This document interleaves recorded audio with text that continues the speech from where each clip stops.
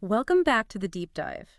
Have you ever, met someone who just seems so calm, like even when everything's going Oh, crazy? yeah, totally. Like, they Mm. just have this unshakable presence. Exactly. And you're like, how do they do that? I want some of what they have. Well, today we're diving deep into finding that inner peace, that unshakable thing.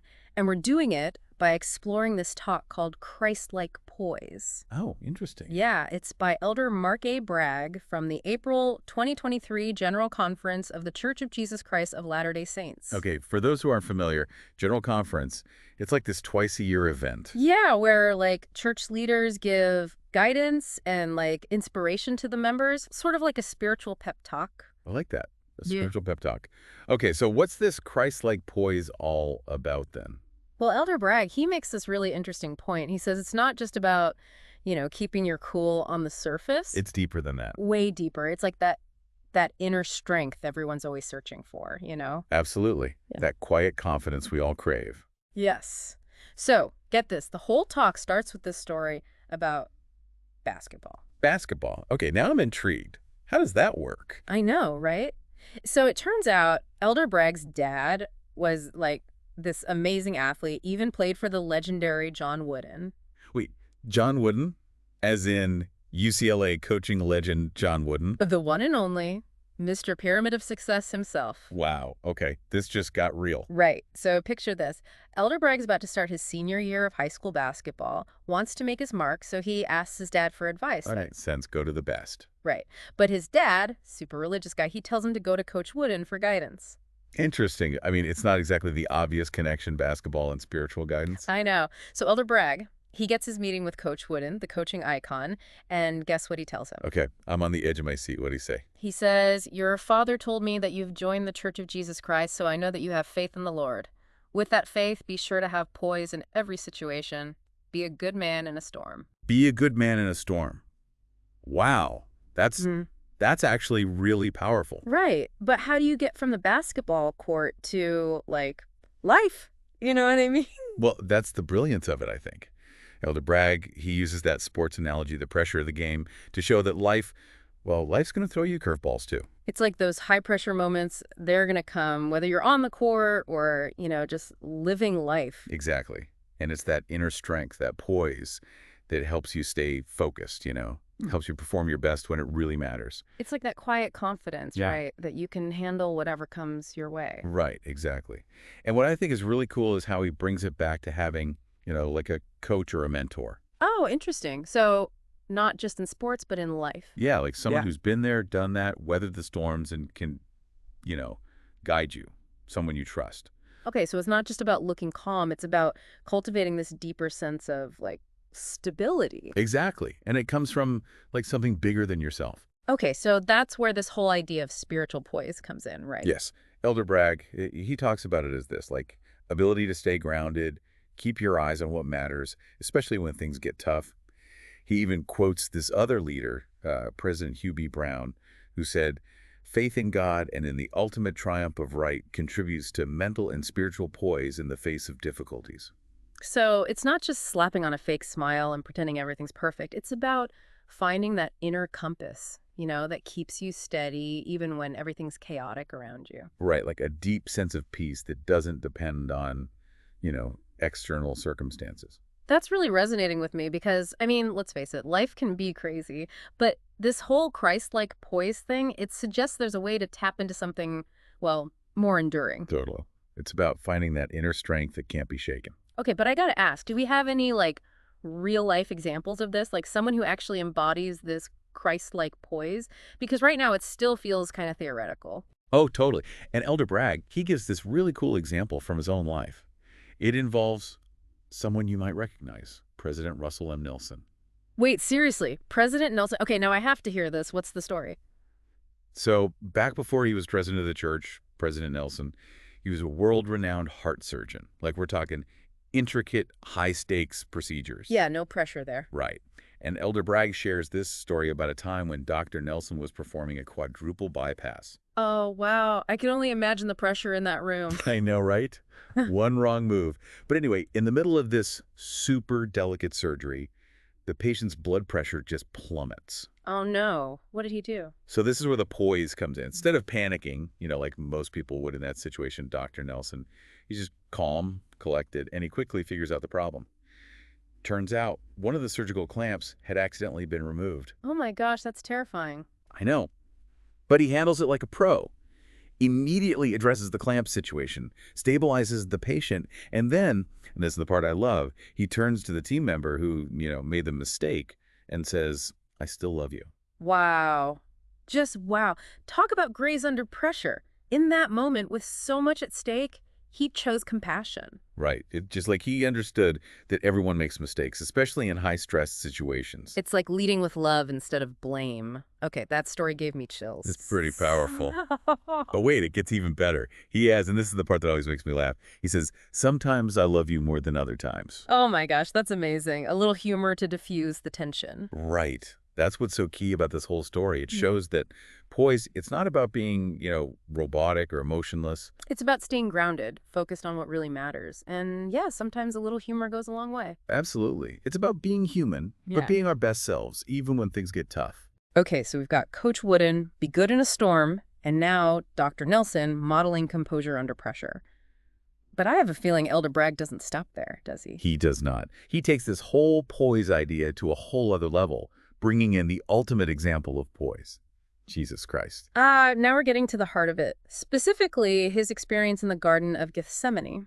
Exactly. So Gethsemane. Okay, for those who maybe haven't heard this story before, can you set the scene? Yeah, so Gethsemane, it's the night before Jesus is crucified. And he's in this garden knowing, like full well, he knows what's about to happen. The suffering, the weight of the world literally is about to fall on him. And that's when he says, "Not my will, but thine be done." Right, exactly. And Elder Bragg, he's pointing out that even in this moment of absolute agony facing death, Jesus has this incredible inner strength, this acceptance. It's got to be a different level of poise. Like, okay, staying calm during a surgery or even a basketball game, Yeah. sure. But facing death, that's something else. It really is. And what's so interesting is that Elder Bragg, he breaks it down even further. He talks about 3 specific conditions that allowed Christ to have this incredible poise. Okay, I'm listening. So what are these conditions? Because if we're talking about cultivating this kind of poise, how do we even begin? Right. So the first condition, it's that Jesus, he had this perfect knowledge of who he was, like his divine identity and his mission. He knew why he was here.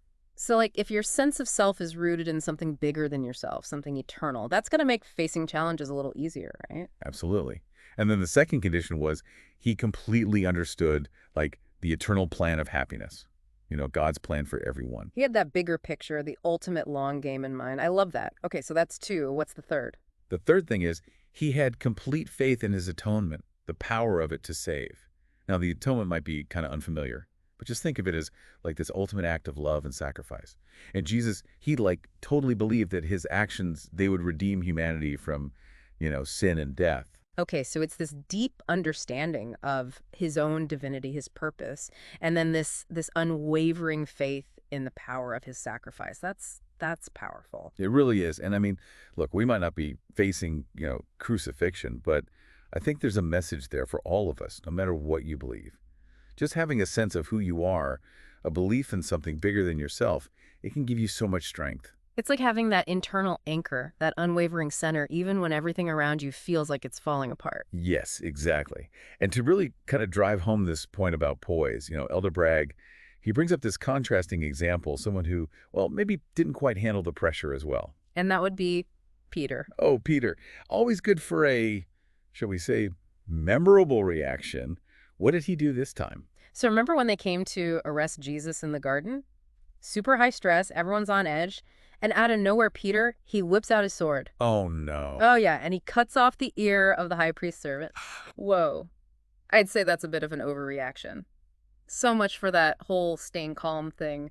I guess being close to Jesus didn't automatically make you, a Zen master. Right. And Elder Bragg, he contrasts that with Jesus, who calmly heals the wound. But, he's not about to throw Peter under the bus or anything. Which I appreciate, because let's be real, we've all had those moments where we look back and we're like, ugh, I wish I'd handled that with a little more Christ-like poise. Absolutely. Yeah. We're all human, right? Those knee-jerk reactions, They happen. But the point is, you can learn from them. So did Peter, like, get a grip, learn to maybe keep the sword in its sheath. He did. It's actually really cool. Later on, Peter's standing in front of those same leaders who, condemned Jesus. Yeah. But instead of being scared or defensive, he's bearing his testimony, telling everyone about Jesus. And he's totally unfazed by the danger. Wow, what a transformation. He went from, impulsively chopping off ears to, like, fearlessly speaking truth to power. That's amazing. And I love that it shows that poise isn't about, like, overnight perfection or anything. It's about growth, learning from the oops moments and becoming more courageous. Yeah, exactly. And that's something we can all relate to, right? I mean, we all have those moments where we're like, ooh, could have done that differently. But even those messy experiences, they can help us grow so much. So how do we cultivate this Christ-like poise in our own lives? Does Elder Bragg, like, give us a step-by-step guide or He something? kind of does. He lays out these three key elements, and they actually connect back to those conditions for Christ's poise we were talking about earlier. The first one is just knowing who you are. And I don't mean like your favorite color.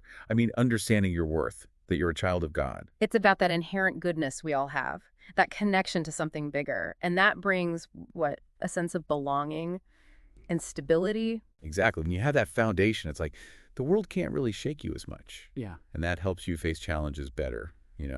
So it's like having that internal compass always pointing you in the right direction no matter what's going on around you. Love it. What's the second element? Second is remembering the big picture, that eternal perspective, Yeah. like zooming out and seeing your life, even the messy parts, as part of something bigger. Not sweating the small stuff because, oh, it's all else small stuff in the grand scheme of things. Exactly. It takes faith, right? Like trusting that even when things feel chaotic, there's a purpose to it all. Trusting that there's a plan, even when we can't see it. That's powerful stuff. Okay, so we've got knowing who we are, trusting in the bigger plan. What's the third element to cultivate this poise? The third, and I think it's the most important one, is relying on Jesus Christ, his enabling power, and his atonement. We talked about the atonement earlier, but think of it this way. It means you're not alone in your struggles. There's a power that can help you overcome anything. It's like that saying where you see your weakness, God sees your strength. Yes. It's about tapping into this source of strength that helps you be your best self. So it's about finding that calm in the middle of the chaos, that inner stillness, even when everything's out of control. Okay, so much good stuff. But Elder Bragg, he ends with a really powerful illustration, doesn't he? Oh, yeah, he tells the story of Jesus calming the storm on the Sea of Galilee. It's a classic. Oh, definitely. Everyone's heard this one, but it's a good one. So picture this. Jesus and his disciples, they're in a boat out on the sea, and this huge storm hits. And we're talking terrifying, even for these guys who are fishermen. I mean, the waves are crashing, the wind's howling, and they're convinced this is it. And these guys, they knew the sea, so if they're freaking out, you know it's bad. Exactly. So they wake up Jesus, who, by the way, has been sound asleep through this whole thing, and they're like, don't you even care that we're about to die? And what does Jesus say? He's just calm and says, peace, be still. And instantly the storm just stops.